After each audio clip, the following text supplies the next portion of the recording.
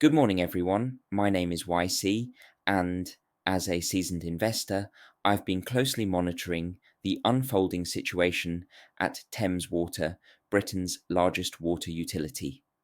Today, I want to share my perspective on the ways forward for this beleaguered company, drawing on recent developments like KKR's withdrawal from a £4 billion rescue deal and insights from a professor of management who's offered a roadmap for improving public utilities. Thames Water is at a pivotal moment, and with the right strategy, it can overcome its challenges and emerge stronger. Let's dive into the situation and explore the options ahead. Thames Water serves 16 million customers but is currently struggling under a £20 billion debt pile. The collapse of its preferred rescue deal with KKR, announced just hours ago, has heightened uncertainty.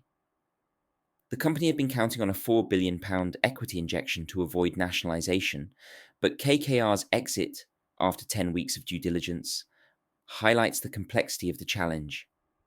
At the same time, a government commission review has called for a regulatory overhaul, pointing to systemic issues like pollution, rising bills, and a loss of public trust.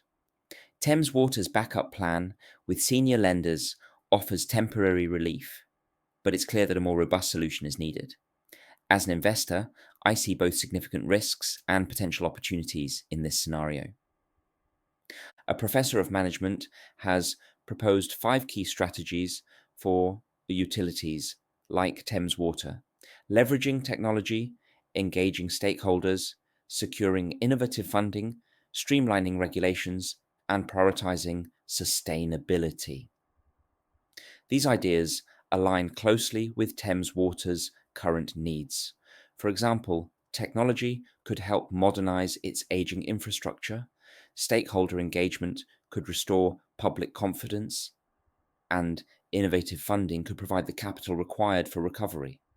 Regulatory reform and sustainability, while longer term goals, are essential for ensuring the company's future success. With this framework as a guide, let's examine the practical paths forward. One immediate option is to rely on Thames Water's senior creditors, who have already extended a £3 billion loan to keep the company operational until 2026. A potential next step could involve a debt for equity swap, where lenders convert part of their debt into ownership stakes. This would reduce the £20 billion debt burden and give Thames Water some financial breathing room. However, this approach alone won't address the company's operational issues like leaky pipes, sewage spills, and customer dissatisfaction, which require substantial investment. Creditors might hesitate to make further concessions without a clear path to profitability, but this strategy could at least buy valuable time to develop a broader plan. If private solutions prove insufficient, the negotiation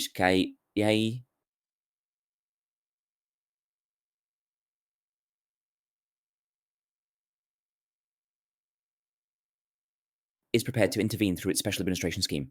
Environment Secretary Steve Reed has stated that Thames Water remains stable for now, but nationalisation remains an option. This would guarantee an uninterrupted water supply while a longer term fix is devised, essentially hitting a reset button.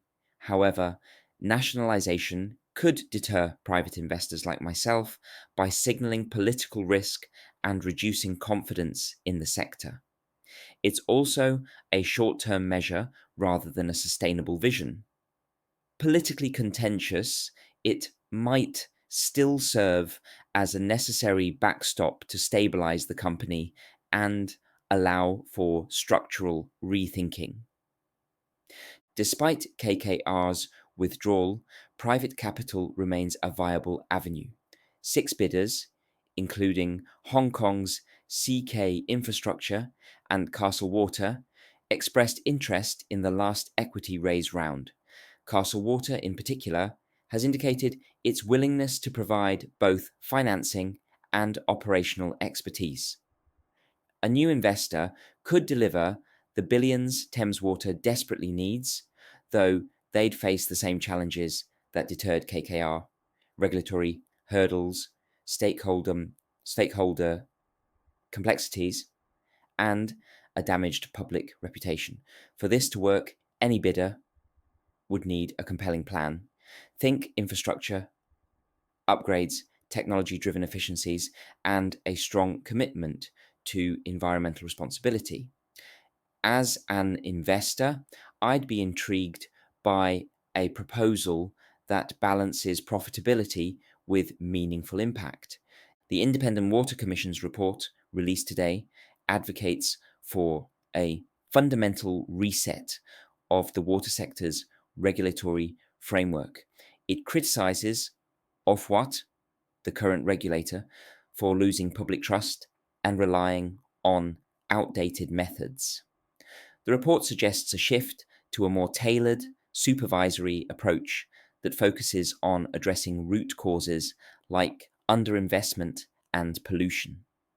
Thames Water could take a proactive role in this reform, collaborating with Ofwat to align its financial recovery with public expectations.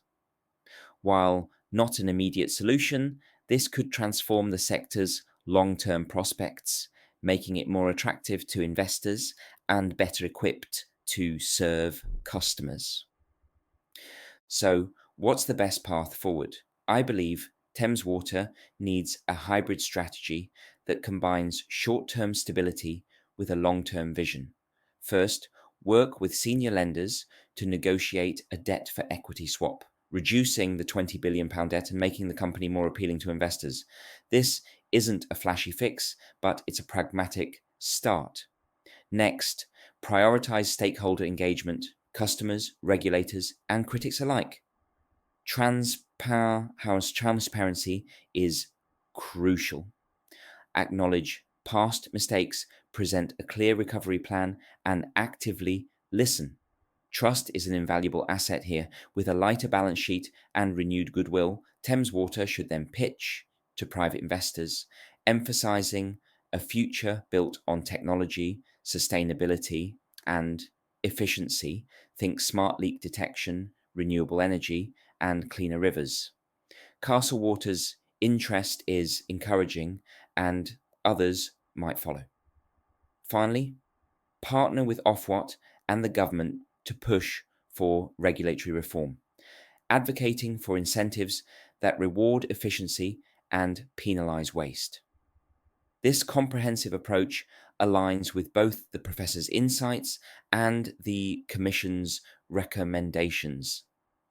Thames Water's crisis mirrors broader challenges in the UK water sector: decades of underfunding, environmental neglect, and regulatory shortcomings. Yet, it also presents an opportunity to lead. A successful turnaround could set a new standard for the industry. As an investor, I'm not just interested in Thames Water's survival. I want to see it become profitable, sustainable, and trusted. That's the real goal worth pursuing. In conclusion, Thames Water has several options: debt restructuring, nationalization, new private investment, and regulatory reform. My recommendation is a hybrid plan: stabilize the finances now, innovate for the future, and reform the system for lasting success.